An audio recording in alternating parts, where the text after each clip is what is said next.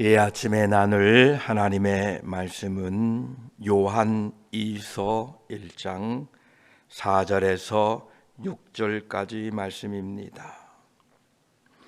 요한 2서 1장 4절로 6절까지 말씀입니다. 우리 함께 말씀을 읽습니다. 너희 자녀들 중에 우리가 아버지께 받은 계명대로 진리를 행하는 자를 내가 보니 심히 기쁘도다. 부녀여, 내가 이제 내게 구하노니 서로 사랑하자. 이는 새 계명같이 내게 쓰는 것이 아니요 처음부터 우리가 가진 것이라. 또 사랑은 이것이니 우리가 그 계명을 따라 행하는 것이요 계명은 이것이니 우리가 처음부터 들은 바와 같이 그 가운데서 행하라 하심이라. 아멘. 기도드리겠습니다. 하나님 아버지, 이 아침에도 하루를 예배로 시작합니다. 말씀으로 세상을 여시고 말씀 가운데에 우리를 지켜주시고 그 말씀의 약속대로 다시 오실 주님, 오늘도 우리 인생에 말씀이 중요하기에 그 말씀 앞에 섰습니다. 우리를 가르쳐 주시고 인도하시고 깨닫게 하시고 그 말씀을 따라 하루 살도록 도와주시옵소서. 이 아침에 말씀 가운데 함께 하시고 우리 모임 가운데에 임재하셔서 홀로 영광 받아 주시옵소서. 우리 구주 예수 그리스도의 이름으로 기도드립니다. 아멘. 요한일서 1장 4절 말씀에 너희 자녀들 중에 우리가 아버지께 받은 계명대로 진리를 행하는 자를 내가 보니 심히 기쁘도다 말씀하고 있습니다. 이 4절 앞부분에 너희 자녀들 중에 라는 표현을 통해서 모든 교인이 아닌 일부만 언급하고 있습니다. 이것을 통하여 당시 교회에 분열과 이탈이 있었음을 알게 합니다. 이것은 마치 한 이삭에 매달려 있는 알곡과 쭉정이와 같은 이치입니다. 성경에 언급된 알곡과 가라지는 품종이 완전히 다른 것입니다. 저희가 어릴 때는 모를 심으면 다 사람이 손으로 심었습니다. 그리고 모를 심고 난 후 이제 그 논에 가서 코 빠졌다고 하지요. 심었는데 잘 심겨지지 않은 것을 다시 심고 이제 벼가 어느 정도 자라기 시작하면 잡초를 매야 되는데 참 이 무더위에 어렵습니다. 땀도 나고요. 그 벼 속에 자라는 게 피라는 게 있었습니다. 벼와 비슷한데 피가 함께 자랍니다.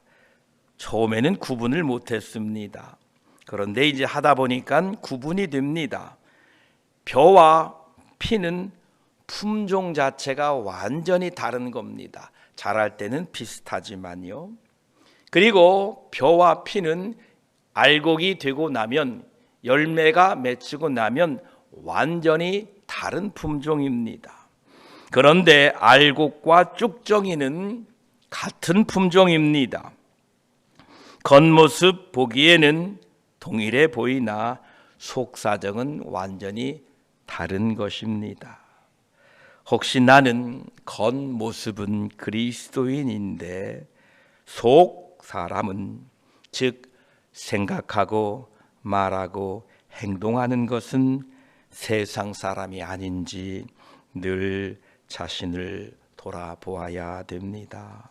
사도 바울은 구원받은 우리들에게 이렇게 권면합니다. 빌립보 2장 12절에 그러므로 나의 사랑하는 자들아 너희가 나 있을 때뿐 아니라 더욱 지금 나 없을 때에도 항상 복종하며 두렵고 떨림으로 너희 구원을 이루라 라고 말씀하고 계십니다. 이 이삭정에는 알곡과 쭉정이가 있다는 겁니다. 예수님께서도 말씀하셨습니다. 또한 세례 요한이 복음을 외칠 때에도 이렇게 말하고 있습니다. 마태복음 3장 12절에 손에 키를 들고 자기의 타작마당을 정하게 하사 알곡은 모아 곳간에 들이고 쭉정이는 꺼지지 않는 불에 태우시리라 이렇게 선포했습니다. 세례 요한은 다 같은 아브라함의 후손이라고 그저 구원받는 게 아니다. 참 아브라함의 후손들만이 구원된다라고 밝히고 있습니다.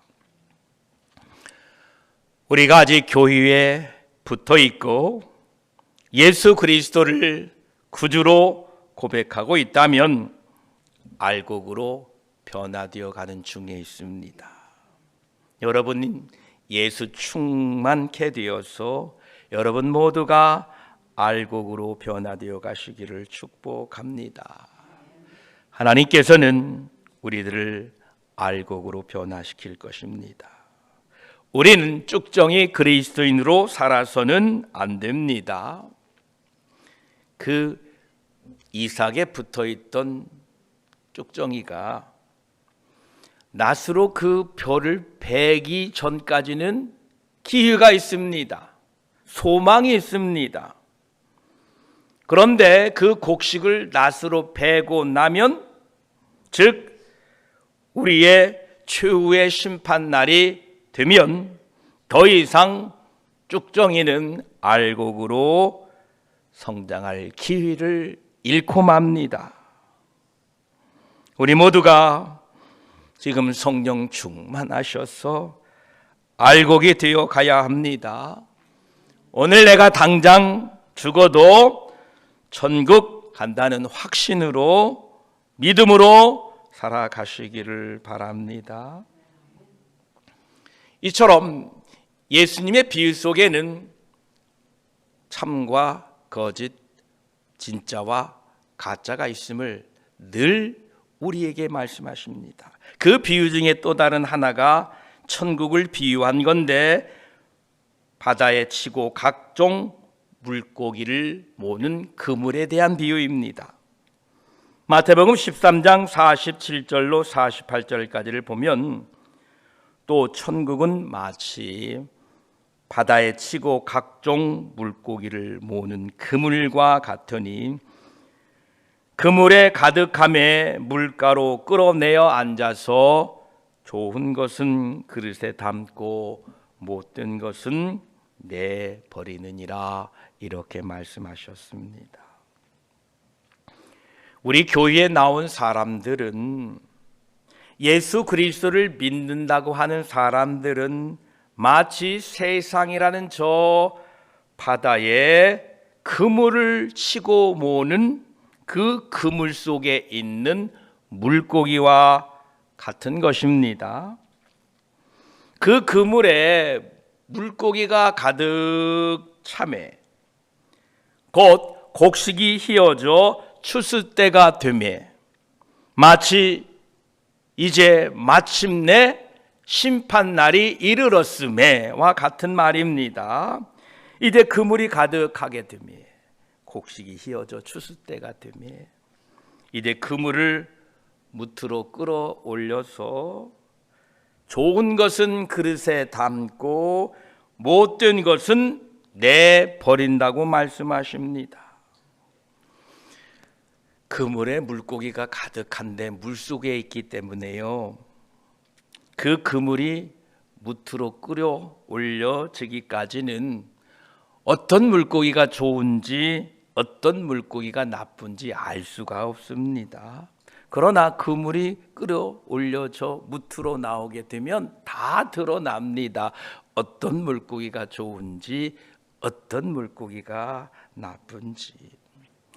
지금 예수님께서는 이 세상에 그물을 쳐 놓으시고 그 안에 물고기가 많음을 보시고 이제 그 그물을 무트로 끌어올리기 위하여 지금 밧줄을 잡고 힘을 막 쓰시려고 하는 이러한 순간에 우리가 놓여 있습니다. 그러나 아직 끌어올려진 것은 아닙니다. 곧 끌어올려질 것입니다. 지금 우리는 시간이 있습니다. 그물에 모인 물고기가 좋은 것이 되면 됩니다. 만약 그물이 무트로 끌어올려지게 되면 그때는 이미 늦었습니다. 지금 우리가 성장하고 성숙하고 알곡이 되고 좋은 물고기가 되어서 주님 오실 때를 기다려야 됩니다. 주님 오시고 나면 다 지나가고 그때는 더 이상 기회가 없다는 겁니다. 저와 여러분 모두가 알곡과 좋은 물고기와 같이 오늘 4절 중반에 말씀한 바와 같이 우리가 아버지께 받은 계명대로 진리를 행하는 자가 되시기를 축복합니다. 우리가 좋은 알곡이 되고 좋은 물고기가 되었다라는 것은 하나님 아버지의 계명을 그 진리를 행한다라는 것입니다. 여기에서 행한다라는 것은 삶의 방식입니다. 하나님의 말씀에 근거하여 살아가시기를 축복합니다. 이렇게 하나님의 말씀대로 사는 것을 본 사도 요한은 4절 후반부에 내가 보니 심히 기쁘도다. 사도 요한이 그들을 보고 기뻐하듯이 하나님 또한 그들을 기뻐하십니다. 하나님을 기쁘시게 하는 사람들을 어찌 구원하지 않으시겠습니까? 저와 여러분 모두가 하나님의 말씀을 받은 계명대로 진리를 행하며 살아가시기를 축복합니다. 좋은 알곡으로 좋은 물고기로 주님 오심을 기다리며 살아가시기를 축복합니다. 5절에는 요한은 다시 부녀여 내가 이제 내게 구하노니 서로 사랑하자. 이는 새 계명같이 내게 쓰는 것이 아니요 처음부터 우리가 가진 것이라 이렇게 말씀하십니다. 부녀여 내가 이제 내게 구하노니라는 표현을 통하여 권위를 가진 장로의 위치에 서 있으나 교회에 속한 성도들을 존경한다라는 뜻으로 이렇게 말하고 있습니다. 사람이 존귀케 되는 것은 겸손입니다. 어떤 위치에 있든지 누구를 대하든지 겸손하시기를 바랍니다. 잠언 18장 12절에는 사람의 마음의 교만은 멸망의 선봉이고 겸손은 존귀의 길잡이다 이렇게 말씀하고 계십니다. 요한은 겸손한 자세로 성도들에게 서로 사랑하자. 이는 새 계명같이 내게 쓰는 것이 아니요 처음부터 우리가 가진 것이라 이렇게 말씀하고 있습니다. 요한이 제시하는 사랑의 근거는 하나님께서 죄인된 우리들을 하나님의 아들 예수 그리스도를 통하여 구원하신 것에 두고 있습니다. 여러분이 형제를 사랑하는 근거도 그들이 불쌍해서 그들이 측은해서가 아니라 나 같은 죄인을 사랑하신 예수 그리스도의 사랑에 힘입어 서로 사랑해야 할 것입니다. 그러면서 이 사랑에 대하여 이렇게 정의합니다. 새 계명같이 내게 쓰는 것이 아니요 처음부터 우리가 가진 것이라 말씀합니다. 예수님께서 사도들에게 말씀했던 것이고 또한 사도들이 교회에게 전하여 준 것이다 라는 것입니다. 교회가 예수님의 말씀으로, 하나님의 말씀으로 돌아가야 된다라는 것입니다.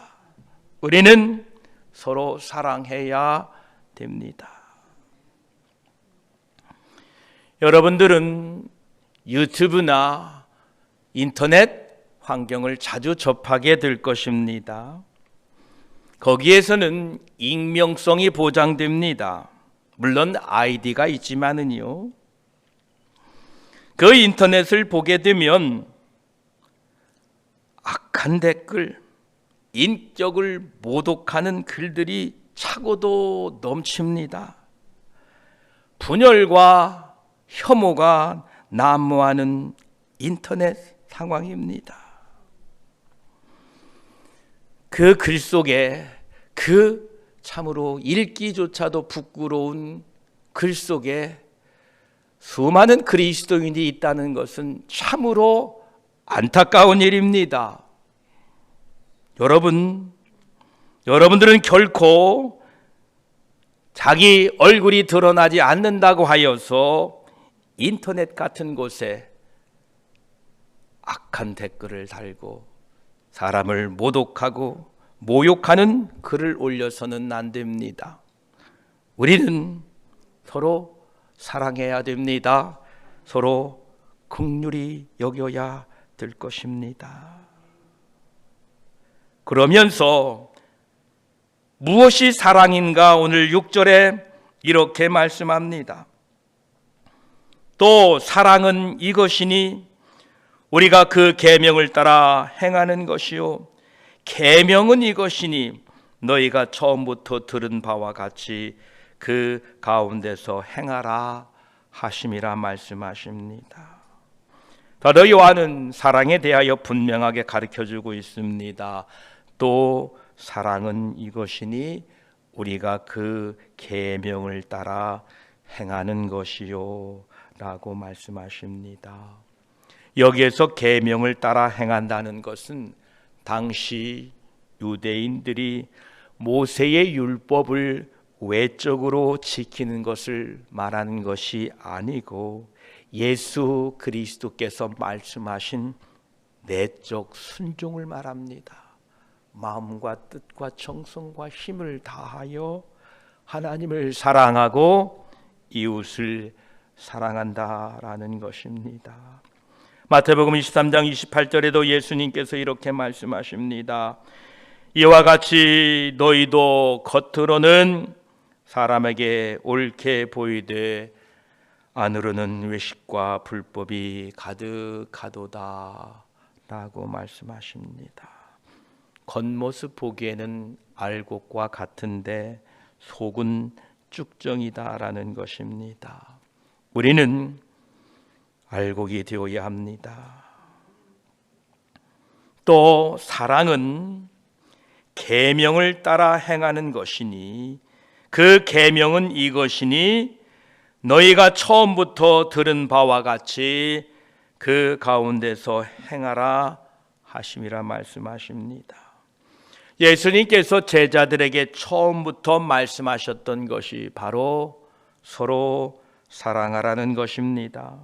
요한복음 13장 34, 35절에 이렇게 말씀하셨지요. 새 계명을 너희에게 주노니 서로 사랑하라. 내가 너희를 사랑한 것 같이 너희도 서로 사랑하라.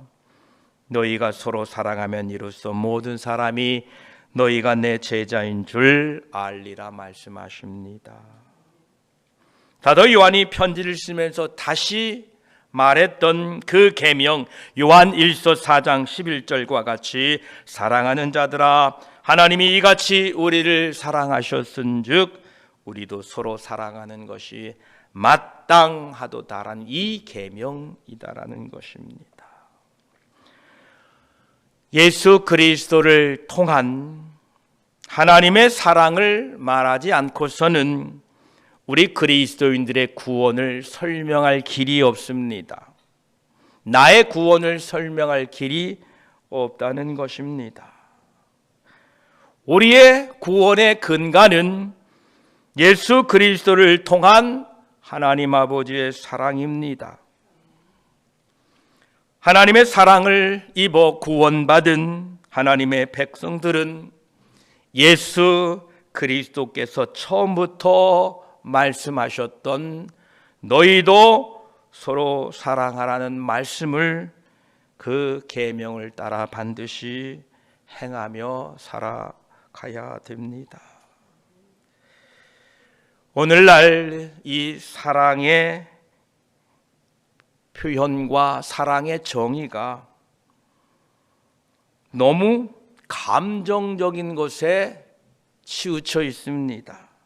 그래서 오늘날 이 사랑의 개념은 그냥 감정적인 느낌적인 것이 사랑이라고 표현합니다. 내가 사랑을 느낀다. 그러면 그게 사랑이라고 합니다. 그러나 주님께서 말씀하신 사랑은 행동과 헌신이 표현되어 있고 포함되어 있는 것입니다. 예수님께서 가르쳐 주신 사랑을 우리들이 회복해야 됩니다. 심지어 예수님은 그 사랑의 표현을 이렇게까지 표현했습니다. 마태복음 5장 4절에 또 누구든지 너로 억지로 오리를 가게 하거든 그 사람과 심리를 동행하고, 이것이 주님이 말씀하신 사랑이었다는 것입니다. 이해가 안 되지요. 억지로, 그것도 부탁해서가 아니라 억지로 오리를 가게 하거든 그 사람과 심리를 동행하라. 그 억지로 오리를 가게 한 사람이 자신과 심리를 동행하게 되면 이렇게 물을 것입니다. 아니 너는 왜 그러느냐? 내가 억지로 오리를 가게 한 것도 나는 내가 안 따를 줄 알았는데 어떻게 나와 함께 심리를 가느냐라고 물을 때에 이렇게 대답하라는 겁니다. 예수님 때문이야. 예수님이 나를 그처럼 사랑하셨고 너도 예수님이 그처럼 사랑하셔. 예수님께 가자라고 우리가 이렇게 예수 그리스도의 사랑으로 다른 사람들을 사랑해야 된다라는 것입니다. 또한 우리의 사랑이 이 상대주의 시대 속에서 우리들은 그래도 세상 사람들과 다르다는 이 자만에 빠져 있어서는 안 됩니다. 자만하지 마십시오. 그리스도의 사랑에 비하면 우리의 사랑은, 형제에 대한 우리의 사랑은 참으로 부족합니다. 우리 모두가 하나님의 계명에 대한 순종과 하나님의 계명에 대한 그 겸손함으로 따라감으로 말미암아 여러분 사랑이 드러나고 표현되시기를 주의 이름으로 축복합니다. 요즘은 사랑도 자기중심적이에요. 내가 사랑하면 끝이래요. 상대방을 배려하지 않습니다. 자기중심적 그 사랑에서 벗어나 타인을 향한 실천적 사랑으로 타인을 배려하는 마음이 우리에게 있어야 됩니다. 이러한 사랑을 우리 함께 교회에 모여서 첫째로는 하나님을 사랑하고 둘째로는 형제를 사랑하며 주님 오실 때까지 함께 살아갑시다. 기도드리겠습니다. 하나님 감사합니다. 사도 요한은 너의 자녀들 중에 아버지께 받은 계명대로 진리를 행하는 자를 내가 보니 심히 기쁘도다 말했습니다. 교회 중에 라고 표현합니다. 이 말은 교회의 분열과 교회 중에 그리스도를 따르지 않는 무리가 있었다는 안타까운 현실을 우리에게 보여줍니다. 주여, 우리가 겉모습은 곡식이나 쭉정이가 아닌가 늘 내 자신을 되돌아보게 하여 주시옵소서. 주여, 주님께서 천국을 비유하실 때에 마치 천국은 세상에 그물을 쳐놓고 물고기를 모는 그물과 같은 것인데, 때가 이르면 그 그물을 무트로 끌어올려 좋은 것은 담고 나쁜 것은 버린다라고 말씀하셨습니다. 주여, 우리를 모아주시니 감사합니다. 세상에서 우리를 불러주시니 감사합니다. 그러나 거기에 자만하지 아니하고 주님 오실 그날까지 좋은 알곡으로, 좋은 물고기로 성장하고 성숙하고 주님의 사랑 가운데에 자라나게 하여 주시옵소서. 주여, 우리가 받은 사랑을 잊지 않게 하여 주시옵소서. 사랑은 이것이니 우리가 그의 계명을 따라 행하는 것이다 라고 말씀하십니다. 계명은 이것이니 너희가 처음부터 들은 바와 같이 그 가운데서 행하라 라고 말씀하십니다. 예수님께서 분명히 우리에게 새 계명을 너희에게 주노니 서로 사랑하라. 내가 너희를 사랑한 것 같이 너희도 서로 사랑하라. 너희가 서로 사랑하면 이로써 모든 사람이 너희가 내 제자인 줄 알리라 말씀하셨습니다. 우리의 구원은 예수 그리스도의 사랑을 빼놓고는 이야기할 수가 없습니다. 이해할 수가 없습니다.